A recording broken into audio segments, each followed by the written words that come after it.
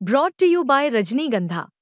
यूं ही नहीं ताज बन जाता है। शिल्पकारों का हुनर और चुनिंदा संगमरमर ताज को नायाब बनाते हैं। कुछ ऐसे ही चुनिंदा जगहों से बस खास ही चुनकर लाता हूँ। कतरे कतरे को मैं हीरे सा परखता हूँ। यूं ही नहीं मैं रजनीगंधा बन जाता हूँ।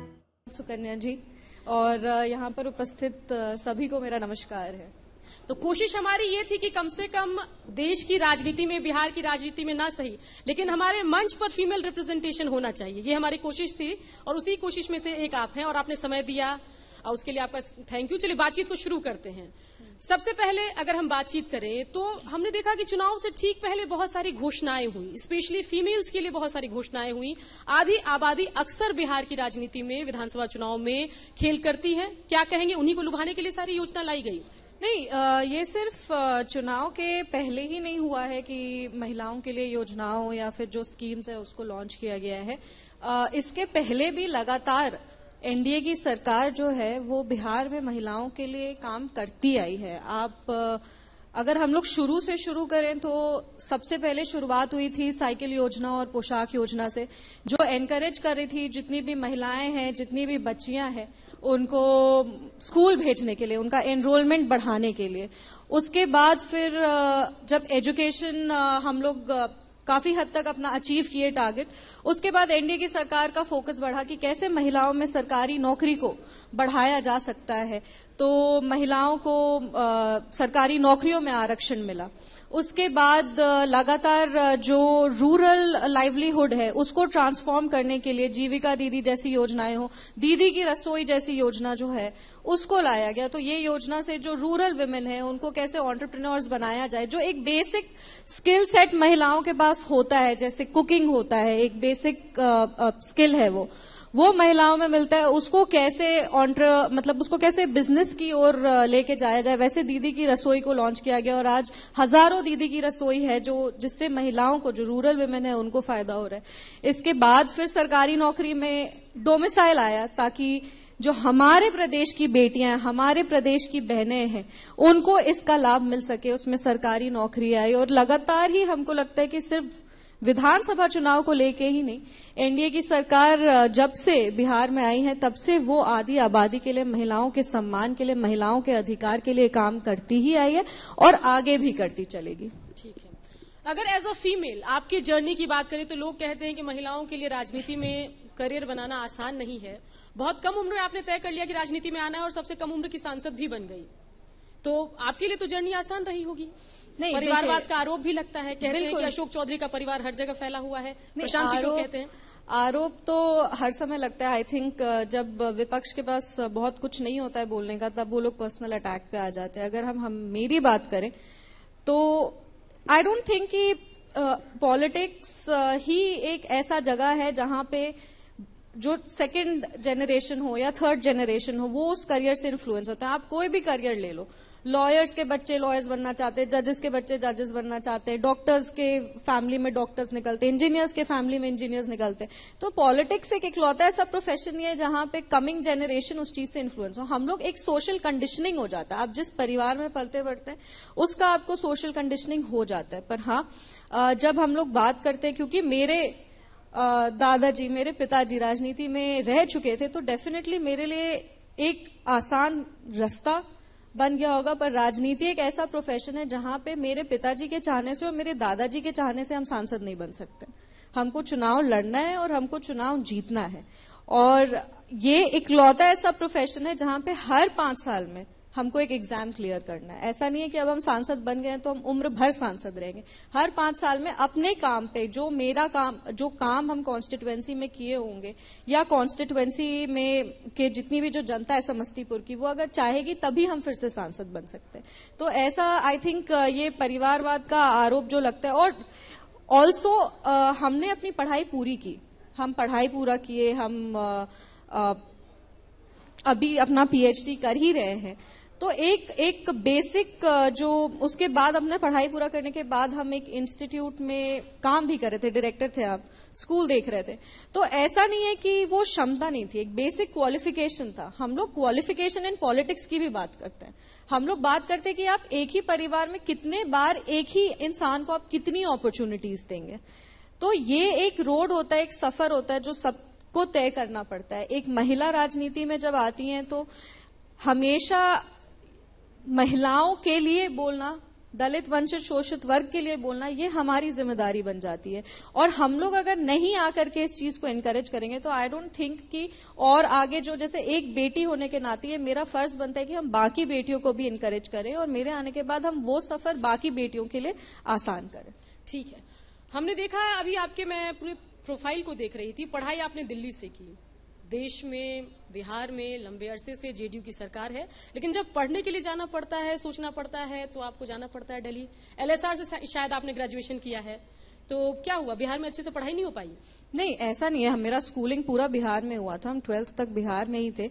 और मेरे को जब स्कूल में थे तो मेरे को था कि मेरे को देश के नंबर 1 यूनिवर्सिटी में जा करके हमको पढ़ना है। ऐसा बात नहीं है कि हम देश का नंबर 1 यूनिवर्सिटी बिहार में नहीं बना सकते, पर बिहार में वापस आके भी तो बनाना हम जैसे लोगों को ही है।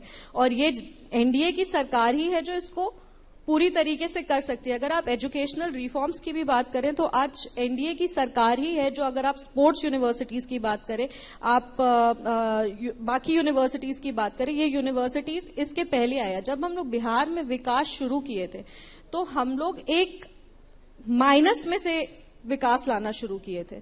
आज ऐसा नहीं है, जो आपके 24,000 करोड़ का जो बजट था बिहार का, उसको आज 3 लाख करोड़ तक लेकर के आए। तो ऐसा तो नहीं है कि कहीं किसी सेक्टर में काम नहीं हुआ है, पर हाँ डेफिनेटली एक जब आप कंपटीशन आप बाकी स्टेट से करने लगते हैं तो कहीं ना कहीं कोई स्टेट जो है, जो जैसे आप दिल्ली, बॉम्बे, बैंगलोर ऐसे स्टेट से जब आप कंपैरिजन करते हैं तो आप देखिए कि उसमें उसका 15 साल का जंगल राज आप माइनस कर दीजिए और उसके बाद आप वो कैलकुलेशन शुरू करिए। और हम लोग वो माइनस से शुरू किए।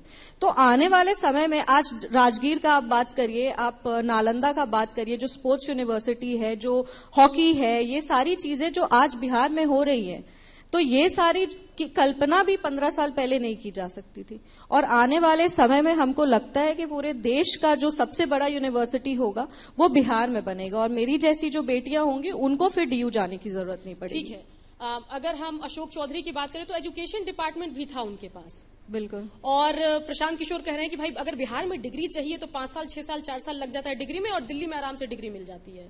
तो लगता है ऐसा कि टॉप कॉलेज में पढ़ने की इच्छा तो होगी, लेकिन 5 साल 6 साल कौन बिहार में बर्बाद करे? ये भी तो एक मन में रहा होगा। नहीं, ऐसा कुछ नहीं है, ये कुछ ऐसा कुछ भी नहीं था। ये हमको लगता है कि ऐसे और भी मेरे कितने सारे यहाँ पे युवा साथी बैठे हैं और आप उनसे भी पूछ सकते हैं कि ये प्रॉब्लम नहीं है। आज बिहार में बहुत अच्छी तरीके से पढ़ाई भी हो रही है, बिहार में शिक्षा हो, स्वास्थ्य हो, उसको लेकर के बहुत काम हुआ है। और ये तरह के जो अपराध है, ये सब जो आरोप है, ये सारी चीजों को लेकर के हमको लगता है कि बेबुनियाद आरोप हैं ये। आज इतनी सारी बच्चियां हैं, इतनी सारी महिलाएं हैं जो आज अच्छी तरीके से, पूरी तरीके से पढ़ के निकल रही हैं। स्कूल में हो, वो यूनिवर्सिटीज में हो, एनरोलमेंट बढ़ा है। तो ये बेबुनियाद आरोप हैं। और जब किसी के पास कुछ भी नहीं होता है बोलने को, तब वो ये सारी चीजें बोलते हैं। ठीक है, जब चॉइस ऑफ पार्टी की बात आई तो वाई एलजेपी और वाई नॉट जेडीयू? जब पार्टी के जब मेरे को एक पार्टी चूज करनी थी अपने लिए तो हम युवा नेतृत्व के साथ जाना चाहते थे। हमने हमेशा कहा कि हमारे पार्टी के राष्ट्रीय अध्यक्ष श्री चिराग पासवान जी का विजन जो बिहार फर्स्ट, बिहारी फर्स्ट है, उसको लेकर के हम लोग बहुत प्रभावित थे। आने वाले समय में जब उस टाइम पे हम लोग चुनाव लड़ने का, और हमारे राष्ट्रीय अध्यक्ष श्री चिराग पासवान जी से हमारा चुनाव के पहले से एक अच्छा संबंध था, वो पॉलिटिकल नहीं था, बड़े भाई की भूमिका में वो मेरे जीवन में थे और हमेशा वो हम हो या सायन हो, हम लोग दोनों को वो गाइड करते हुए आए। जब फाइनली ये हम लोग फैसला लिए कि हाँ अब चुनाव लड़ना है, तो हमने राष्ट्रीय अध्यक्ष जी को कहा कि देखिए हम युवा नेतृत्व में काम करना चाहते हैं ताकि युवाओं को आगे लेके जा सके, युवा नेतृत्व राजनीति में बढ़े। और जहां हमारे राष्ट्रीय अध्यक्ष जी एक बहुत खूबसूरत बात कहते हैं कि ऐसी कई पार्टी है बिहार में जिसकी जो कोर वोटर्स हैं वो सांप्रदायिकता और जातीयता के आधार पे हैं, MY समीकरण जिसको कहा जाता है। वहीं पे हमारे राष्ट्रीय अध्यक्ष का भी एक MY समीकरण आता है, महिला और युवा।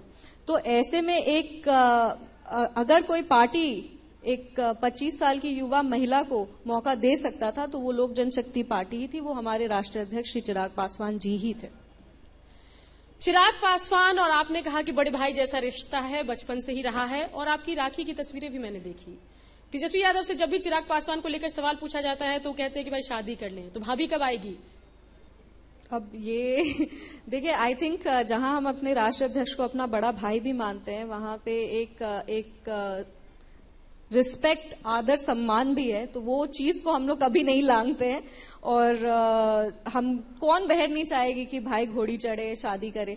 मेरी भी यही मांग है, मेरी भी यही ख्वाहिश है कि भैया जल्द से जल्द शादी करें, पर आई थिंक अभी वो पूरी तरीके से बिहार के प्रति समर्पित है, वो अपने पार्टी के प्रति समर्पित है, और वो बहुत मेहनत कर रहे हैं अपने विजन को लेकर के, अपने विचार को लेकर, अपने संगठन को लेकर के, और वही उनकी अभी प्रायोरिटी है। ठीक है। एक और सवाल, चिराग पासवान की अगर हम बात करें तो 2020 के बिहार विधानसभा चुनाव में एंटी नीतीश उन्होंने एजेंडा चलाया। उस वक्त आपने बड़े भैया को फोन किया कि अरे क्या कर रहे हैं, पापा भी उसी पार्टी में हैं, ऐसे लगातार आप मोर्चा खोले हुए हैं, कुछ बातचीत हुई थी उस दौरान? उस टाइम पे हम उनके टच में नहीं थे, उसके बाद हम उनके टच में आए थे। ठीक है, अब सीट शेयरिंग की बात कर लेते हैं। जब उनके पार्टी का स्प्लिट हुआ था उसके बाद हम लोग चिराग भैया के टच में आए थे। ठीक है, तो अभी वो कंफर्टेबल है नीतीश कुमार और जेडीयू के साथ चिराग पासवान? बिल्कुल, वो हमेशा कहते हैं कि उनकी प्रायोरिटीज, और हम लोग सबकी, जो जितने भी जनप्रतिनिधि है, हम लोग सबकी प्रायोरिटी सबसे पहले हमारा देश होना चाहिए, देश हित में निर्णय हो, देश के लिए हम लोग काम करें, हमारा प्रदेश होना चाहिए, प्रदेश के हित में काम करें, उसके बाद हमारा संगठन होना चाहिए, संगठन गठबंधन होना चाहिए, गठबंधन के हित में काम करें, उसके बाद संगठन, और उसके बाद अपना पर्सनल जो भी ग्रजेस हो। तो अगर जब हम लोग देश हित, प्रदेश हित की बात करते हैं और अपने गठबंधन के हित की बात करते हैं, तो इसमें हम लोग सबको अपनी जो निजी शिकायत है उसको दूर करके बिहार के लिए सोचना चाहिए, विकसित बिहार के निर्माण को लेकर के हम लोग आगे बढ़ रहे हैं। अगर हम बात करें एलजेपीआर की, तो जब हम एनडीए गठबंधन को देखते हैं तो उसमें ऐसा दिखाने की कोशिश होती है कि एलजेपीआर सबसे कमजोर कड़ी है, कभी भी पार्टी छोड़ देगी। चिराग पासवान को लेकर उनके बहनोई ने भी प्रेस कॉन्फ्रेंस किया, अरुण भारती जी ने, जो एमपी भी हैं एलजेपीआर से, उन्होंने कहा कि भाई भविष्य चिराग पासवान ही है बिहार का। तो क्या माना जाए कि अभी आप लोग एनडीए में बने हुए हैं, और सीट शेयरिंग को लेकर क्या आप लोगों की एक्सपेक्टेशन है? जो मुझ तक खबर है कि 22 सीटों पर डील डन है, आप लोगों तक क्या है? बताने लायक कुछ हो तो बताइए। नहीं, डील डन तो हम लोग तब तक नहीं मान सकते जब तक एक सार्वजनिक मंच पे सभी गठबंधन के जो बड़े लीडर्स हैं वो साथ में आकर के उस चीज को। उम्मीद क्या है? देखिए, उम्मीद हमेशा हम लोग अगर आप हम लोग से पूछे तो कौन नहीं चाहता है कि संगठन आगे बढ़े और मेरा नेता ही सबसे बड़ा नेता हो, ये बात तो सच है। और ऐसे गठबंधन के तहत भी आप बताइए कौन सी ऐसी पार्टी है जो अपनी क्षमता से कम करना चाहती है? लोक जनशक्ति पार्टी इकलौती ऐसी पार्टी है जो लोकसभा में 100%, पूरे देश में इकलौती ऐसी पार्टी है जो 100% स्ट्राइक रेट लेकर के आई है। तो हम लोग उसी के आधार पर कह रहे कि हमारे अगर 5 एमपी हैं और अगर हम लोग 100% स्ट्राइक रेट है तो हम लोग को सम्मान के साथ सीट शेयरिंग हो, हम लोग बस ये चाहते हैं। जब भी बात होती है कि एनडीए में कमजोर करी है, आई थिंक ये विपक्ष के लोग एक नैरेटिव सेट करना चाहते हैं और गठबंधन में एक जो है ना खटास पैदा करना चाहते हैं, जहां पे उनके खुद के गठबंधन में जब कुछ फाइनल नहीं हो पा रहा है तो वो बार बार वो एंगल एनडीए की तरफ शिफ्ट कर देना चाहते हैं। इंडिया अलायंस वाले पहले बताएं कि उनका सीएम चेहरा कौन होगा। जब उस पे वो लोग चीज नहीं कर पाते तब वो हमेशा एनडीए पे अटैक कर दे रहे हैं। एनडीए में सब कुछ ठीक है, एनडीए बहुत मजबूती से विधानसभा का चुनाव लड़ेगा, लोक जनशक्ति पार्टी एनडीए के साथ रहेगी और सम्मान और आदर से जितनी सीट पार्टी को डिजर्विंग है उतनी सीट लोक जनशक्ति पार्टी को मिलेगी और हम लोग वापस विधानसभा 100% स्ट्राइक रेट से जीतेंगे।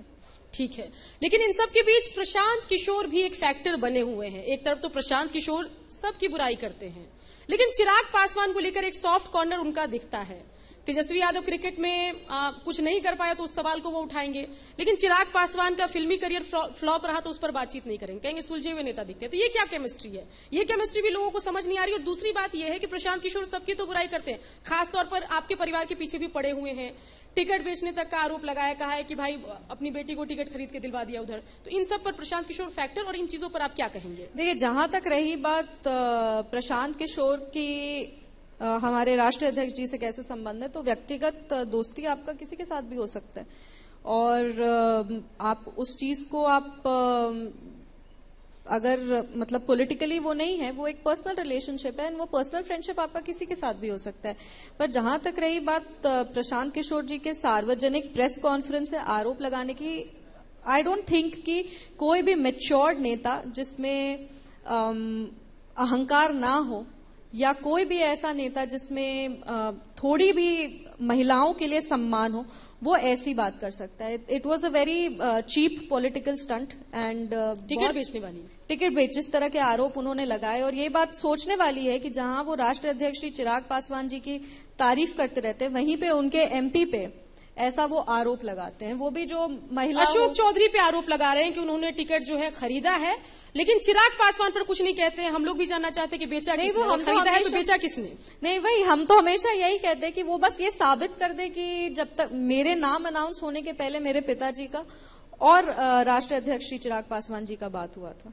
अगर वो ये भी साबित कर दे, क्योंकि हम लोग तो हमेशा कहते हैं कि मेरे पिताजी का कोई रोल नहीं था, और ये बात फैक्ट है। मेरे पति और मेरे ससुर जी चिराग पासवान जी के संपर्क में थे, तो मेरे पिताजी का तो टिकट मिलने के पहले बात तक नहीं हुआ था। तो जब टिकट लेके हम आ गए, तब वो मतलब गठबंधन के तहत, तो फिर तो जिताने में उनकी अहम भूमिका थी, पर टिकट लाने में उनकी कोई भूमिका नहीं थी। और यही प्रशांत किशोर जी आई थिंक नहीं समझ पा रहे हैं। और आई थिंक बहुत हैपहैजर्डली एक होता है ना कि प्रेस कॉन्फ्रेंस में, क्योंकि हम लोग सब देखे हैं, बहुत सारे वीडियोस भी आए हैं जिसमें प्रशांत किशोर जी अपना टेम्पर लूज करते हुए दिखे हैं, अहंकारी दिखे हैं, घमंडी दिखे हैं।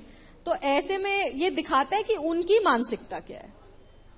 कल के दिन की अगर हम बात करें तो लाइट कैमरा एक्शन वाला दिन रहा बिहार की सियासत में। खूब डांसिंग हुई, खूब एक्टिंग हुई, ऐसा सब राजनीतिक विरोधी कह रहे हैं। एक तरफ तेजस्वी यादव का डांस वायरल हो गया, वहीं अगर हम बीजेपी की बात करें, प्रधानमंत्री नरेंद्र मोदी की बात करें, तो मां के गाली देने वाले मैटर को कहीं ना कहीं एक विक्टिम कार्ड खेलने की कोशिश हुई। दिलीप जायसवाल का ये वीडियो वायरल हुआ। दोनों मैटर पे अपनी बात रखिए।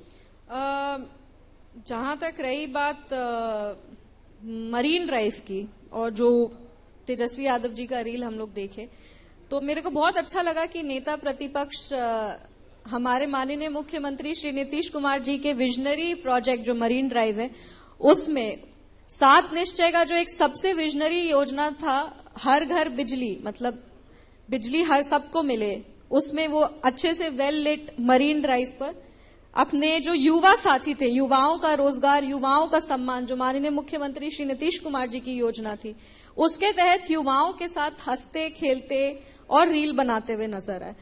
और हमको लगता है कि नेता प्रतिपक्ष को शायद अब नीतीश कुमार जी का विकास दिखा होगा जब वो मरीन ड्राइव, क्योंकि वो तो कहते हैं कि कोई विकास नहीं हुआ। और उससे भी ज्यादा मजेदार बात यह कि एक और वीडियो हमने देखा जिसमें वो अपनी तेजस्वी यादव जी अपनी वाइफ के साथ थे, अपनी बहन के साथ थे, और साथ में 2-3 युवा वहां पे जो बच्चियां थी वो सारी बैठ के उनको गाना सुना रही थी और सब हंस रहे थे। तो ये दिखाता है कि हमारे मुख्यमंत्री श्री नीतीश कुमार जी ने बिहार के लिए क्या किया। 15 साल पहले कोई इसकी कल्पना भी नहीं कर सकता था कि इतनी युवा महिला रात में मरीन ड्राइव पर होंगी, नेता प्रतिपक्ष अपनी जो घर की महिलाएं उनको बाहर लेके जा पाएंगे, ऐसे एंजॉय कर पाएंगे। ये बिहार हमारे मुख्यमंत्री ने तैयार किया है, और ये बिहार को उनको तेजस्वी यादव जी को ये चीज एक्सेप्ट करनी पड़ेगी कि आज अगर बिहार उस प्रगति पर है, आज अगर विकासशील बिहार, विकसित बिहार की ओर जा रहा है, तो वो एनडीए सरकार की देन है। आज से ठीक है, थोड़ा टाइम का अभाव, 1-2 सवाल मैं ले लूं। कहीं ना कहीं होली में हमने चिराग पासवान का डांस भी देखा था, तो कहीं उनको चुनौती देने की कोशिश तो नहीं थी? नहीं, तेजस्वी यादव जी राजनीति हो या डांस हो, हमारे राष्ट्रीय अध्यक्ष जी को कहीं भी नहीं बीट कर सकता। ठीक है। और वो जो मदर वाला एंगल, मैंने मां को गाली देने वाली बात पर जो बीजेपी विक्टिम कार्ड खेल रही है, ऐसा विरोधी कहते हैं, उस पर आप क्या कहेंगे? नहीं, कोई विक्टिम कार्ड नहीं खेला जा रहा है। अगर हमारे देश के यशस्वी प्रधानमंत्री श्री नरेंद्र मोदी जी की मां को सार्वजनिक राजनीतिक मंच से इस तरह की गाली दी जा सकती है, तो ये गाली सिर्फ हमारे, ये अपमान सिर्फ हमारे प्रधानमंत्री का नहीं है, हर घर की महिला, हर घर की बेटी का अपमान है। और अगर ये चीज शुरू हो गया तो आप सोचिए कि राजनीति का स्तर कितना नीचे गिर जाएगा। जो युवा हैं, जो महिलाएं हैं, जो राजनीति में आने वाली हैं, आप उनके लिए किस तरह का एक राजनीतिक फोरम आप तैयार करेंगे।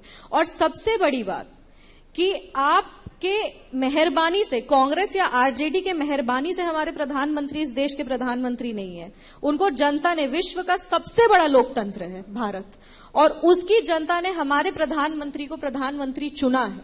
तो आपकी मेहरबानी से तो नहीं है, और ये जो माँ बहन की गालियां आपने शुरू की हैं, और सिर्फ हमारे प्रधानमंत्री को ही नहीं, आप लोकसभा चुनाव के समय भी देखेंगे राष्ट्रीय अध्यक्ष श्री चिराग पासवान जी की मां को भी एक सभा में बहुत बुरी तरीके से अपमानित किया गया था। ये राजद और कांग्रेस का संस्कार ही ऐसे है, इसका आप कुछ नहीं कर सकते। ये उनकी मेंटालिटी ऐसी है। बैकफायर करेगा आरजेडी, बैकफायर कर चुका है। और आई थिंक कि इसके लिए सिर्फ ये चुनावी मुद्दा नहीं है कि ये चुनाव आया है तो हम लोग इसके लिए, हम लोग महिलाओं के अधिकार और सम्मान के लिए सदियों से लड़ते आए हैं। और अब हम लोग चिराग पासवान सीएम के तौर पे देखना चाहते हैं उनको?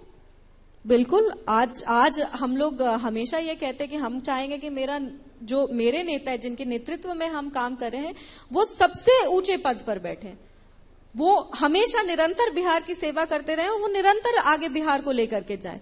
अब आगे इसके तहत, गठबंधन के तहत जब आप किसी पद की बात करते हैं, जब आप किसी कॉन्स्टिट्यूशनल पोस्ट की आप बात करते हैं, तो आई थिंक ये गठबंधन के तहत इसको ये डिसीजन होता है। पर हम हमारे नेता के लिए काम करते रहेंगे और हम संगठन को हमेशा मजबूत करते रहेंगे और नेता को आगे लेके जाएंगे। शांभवी जी, समय देने के लिए बहुत बहुत शुक्रिया। बहुत बहुत धन्यवाद आपका, बहुत बहुत धन्यवाद बिहार तक।